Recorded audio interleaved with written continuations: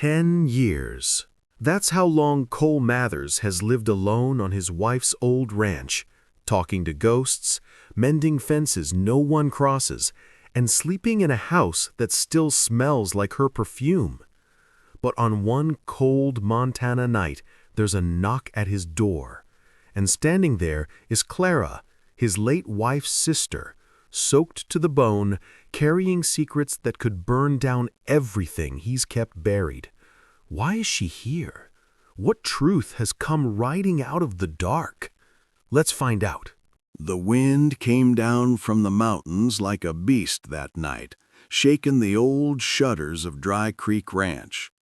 Cole Mathers sat by the fire, a half-empty bottle beside his chair, staring into the flames the way some men stare at graves. 10 years since he'd buried Ella, and still the house felt like she might walk in at any moment, apron dusted with flour, laughter soft as the rain. The dogs broke the silence first, sharp, restless barks that pulled him from his thoughts. Nobody came this far after dark, not for a decade. He reached for his rifle more out of habit than fear, boots crunching against the old floorboards as he went to the door. Then came the knock. 3 slow raps, hesitant, like whoever stood outside wasn't sure they should be there at all. Cole's hand hovered over the latch. For a moment he thought he was dreaming or drunk enough to imagine it. But when he opened the door, the wind roared in, bringing snow and a figure with it. A woman, soaked to the bone, eyes wide under the brim of a travel-worn hat. "Clara," he whispered, voice rough as gravel. Her lips trembled. "Evening, Cole. I didn't know where else to go." He couldn't move, couldn't breathe. The world narrowed to the storm outside and the ghost standing before him, his dead wife's sister. He stepped aside at last, silent as the grave. The door closed and the storm kept howling, but inside the house, it was even quieter. The fire snapped and hissed as Clara stood near it, steam rising from her wet dress. Cole poured coffee into a tin cup and handed it over without word. She took it carefully, eyes darting around the room. The same walls she'd known years ago, though now stripped of warmth. Dust lay where laughter used to live. "Didn't think you'd still be here," she murmured. "Didn't think anyone remembered I was," he replied, voice low. Her gaze caught on the photograph above the mantel. Ella, smiling, sunlight in her hair. Time hadn't faded her, only sharpened the ache. Clara's throat tightened. "You kept her picture?"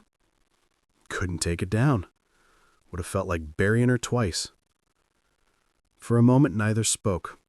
Only the crackle of fire and the moan of the wind filled the space between them. Then she whispered, "I can leave at first light if you'd rather." "No." He said it too quickly, then softer. "Storm's too rough. You can stay, in Ella's old room." The words hung heavy in the air. Clara's eyes flickered. Pain, guilt, something else.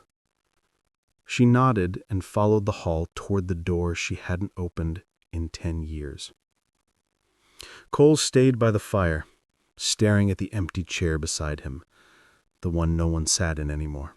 The wind still prowled outside long after midnight, rattling the windows like a restless spirit. Clara lay awake in Ella's old bed, staring at the ceiling where the moonlight traced the same cracks she'd seen years ago.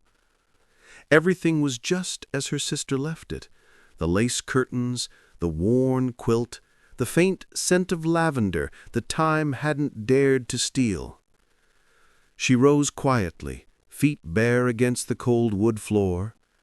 The hallway creaked under her weight, each sound whispering memories she wished she could silence. On the shelf, a row of Ella's books still waited, untouched.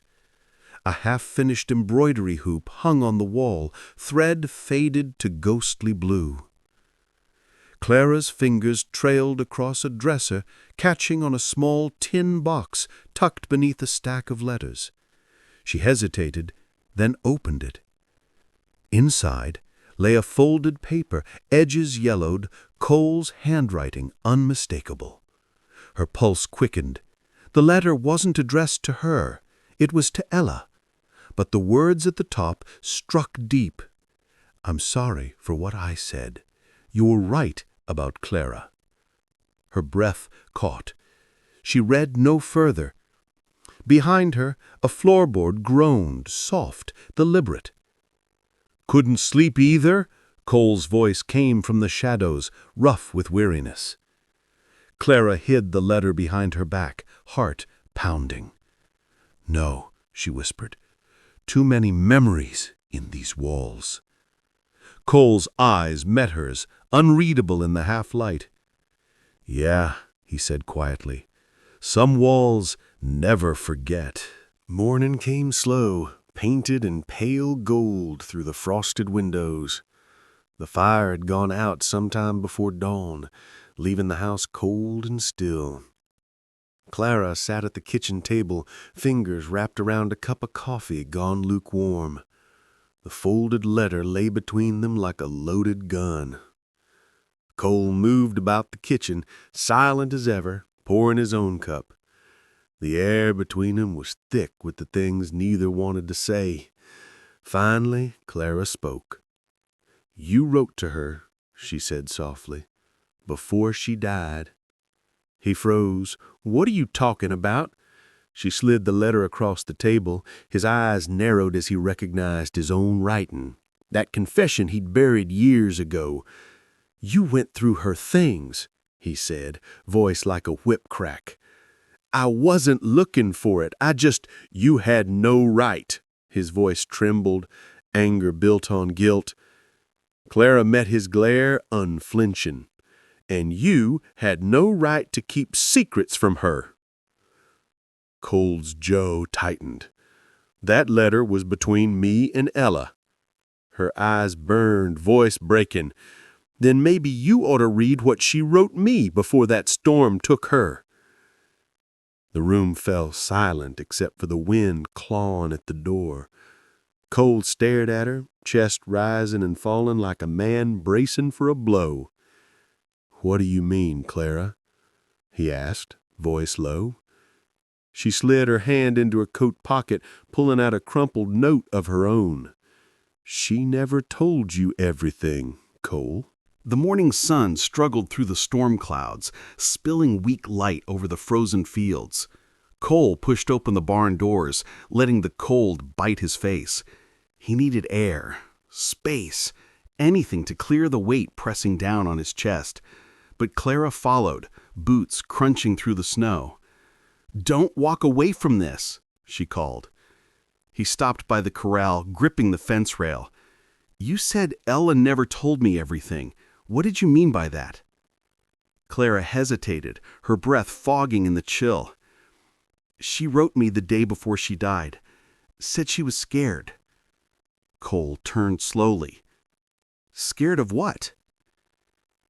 "She didn't say. Only that something felt wrong. That the horse wasn't the problem. It was you two." His eyes hardened. "You think I'd hurt her?" "I don't know what to think anymore," Clara whispered. "You weren't talking. She said you'd been distant. She thought you'd found someone else." The words hit him like a bullet. "Someone else?" His voice cracked with disbelief. Tears welled in her eyes. "She thought it was me." The silence that followed could have swallowed the world. Cole stared at her, the memory of old glances and near confessions burning through him. "I never—" he began, but the words failed him. A gust of wind whipped between them, scattering snow like ash. From the ridge came a faint sound, a crunch of boots in the snow. Someone was out there, watching. Do you think Ella's death was truly an accident, or is someone hiding the truth? Drop your theory before we ride along. By dusk, the wind had stilled, leaving the valley too quiet. Cole stood on the porch, rifle in hand, scanning the white stretch beyond the fence line. Snow covered everything, except for the trail of boot prints winding up from the creek. Fresh ones. He moved down the steps, every nerve alive. The prints were heavy, deliberate, circling the corral like someone taking measure of the place. The dogs trailed behind, uneasy, their ears pinned flat. Clara came to the doorway, shawl clutched tight. "Call? What is it?" "Someone's been here, not long ago." She stepped out, her eyes following the trail into the trees. "You think it's a drifter?" "Could be." He crouched low, brushing snow from a small glint half buried near the fence post, a piece of metal. When he lifted it, the fading light caught the shine of a badge, half rusted, stamped with a star. "Sheriff's," muttered Cole, "but the sheriff hasn't been up this way in months." Clara's face went pale. "Cole, what if—" He raised a hand, listening.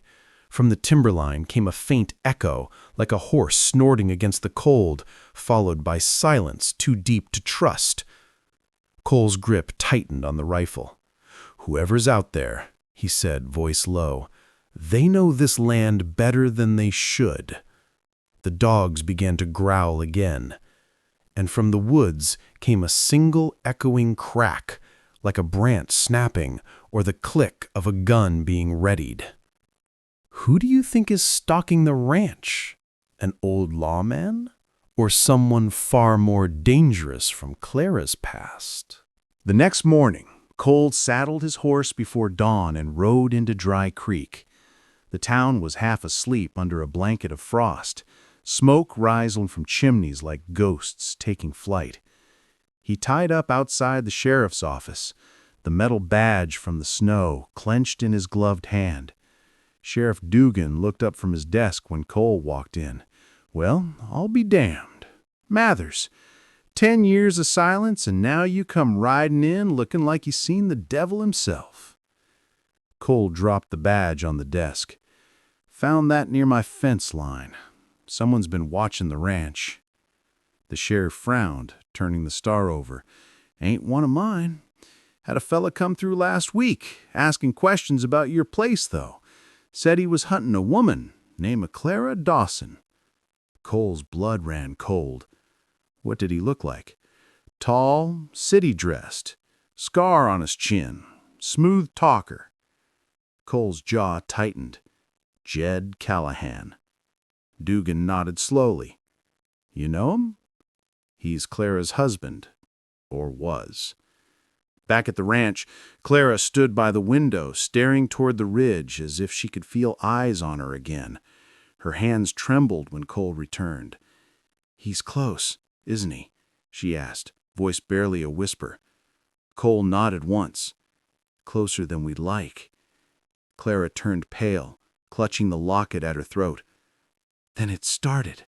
He found me." Night fell heavy over Dry Creek. The fire burned low, throwing long shadows across the cabin walls. Clara sat close to the hearth, arms wrapped around herself, eyes far away. Cole poured 2 fingers of whiskey and slid a glass toward her. She didn't drink it. "He's out there," she whispered. "I can feel it. Jed always said if I ever left, he'd come for me." Cole leaned against the mantel, the flames flickering across his worn face.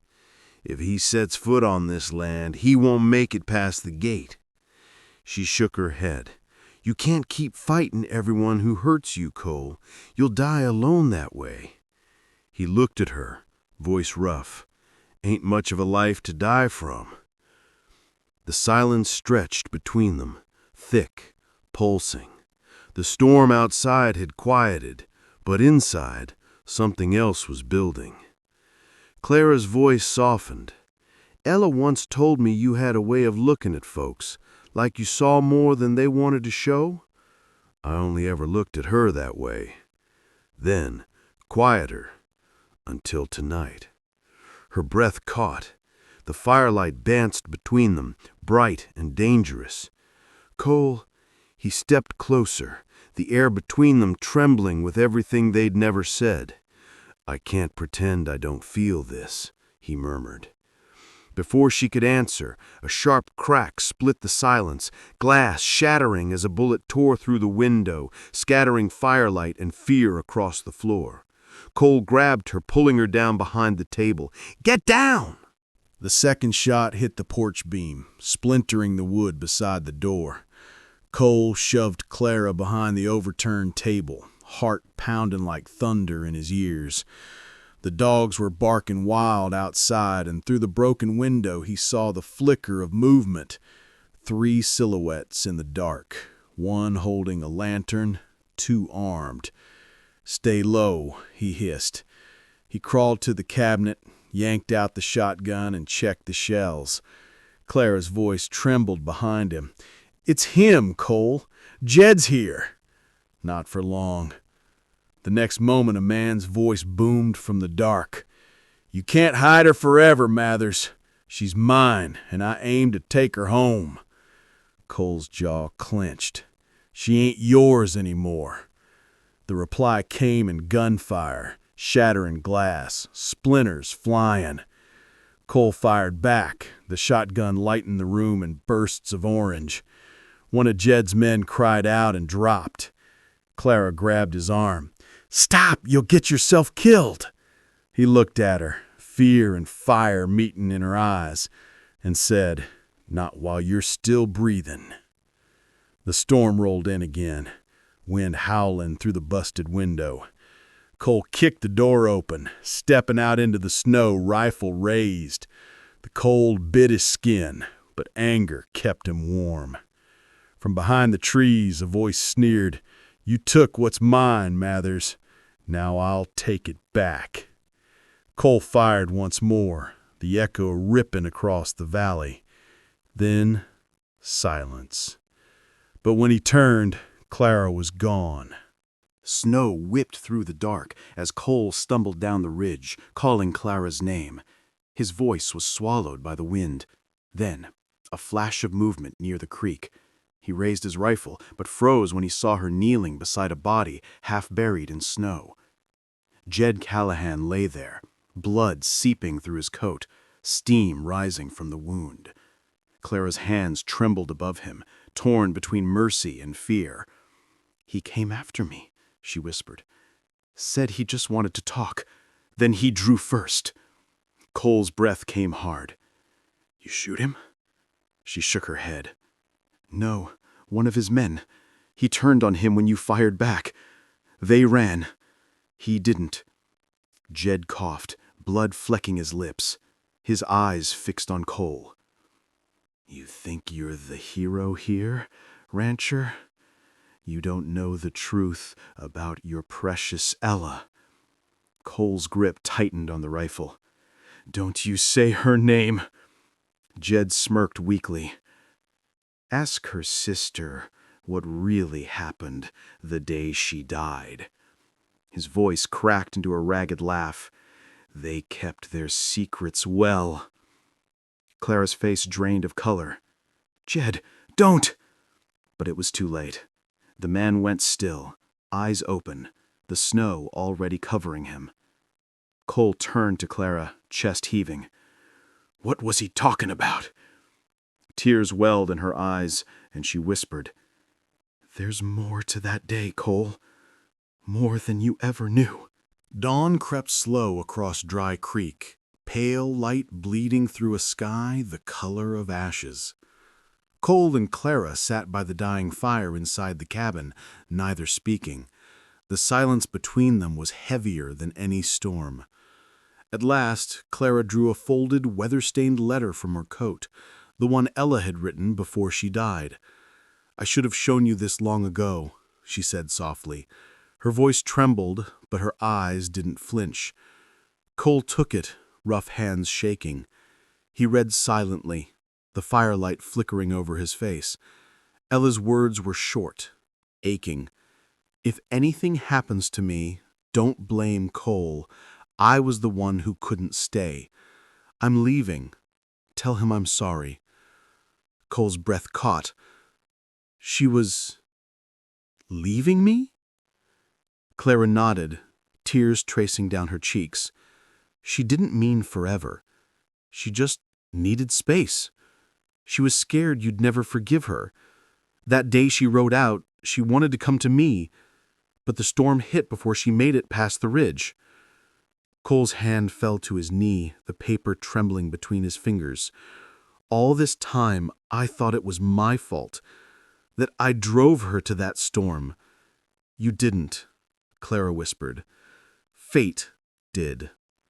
The fire crackled low, and for the first time in years, Cole's eyes lifted toward the sunrise. Then maybe it's time I stop blaming ghosts. He stood, walked to the hearth, and tossed Ella's letter into the flames. The paper curled, blackened, and was gone. The storm had passed by morning. The world outside the ranch lay blanketed in white, soft and still, like it had forgiven everything that came before.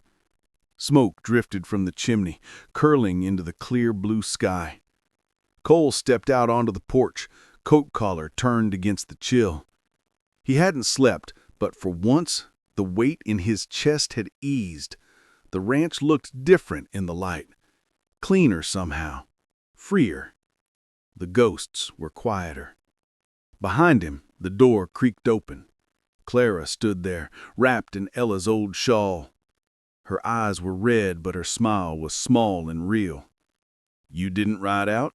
she said. "Didn't see the point. Spent 10 years running from what already found me." She stepped beside him, watching the sunlight glint off the frozen creek. "What'll you do now?" Cole adjusted his hat, eyes on the horizon. "Fix the fences, maybe plant again come spring." He paused, then added, "Could use an extra hand if you're staying." Clara's breath caught. "You sure you want me here?" He turned to her, voice low but steady. "Ain't been sure of much in a long time, but I'm sure of this." The wind shifted, brushing past them like a whispered memory.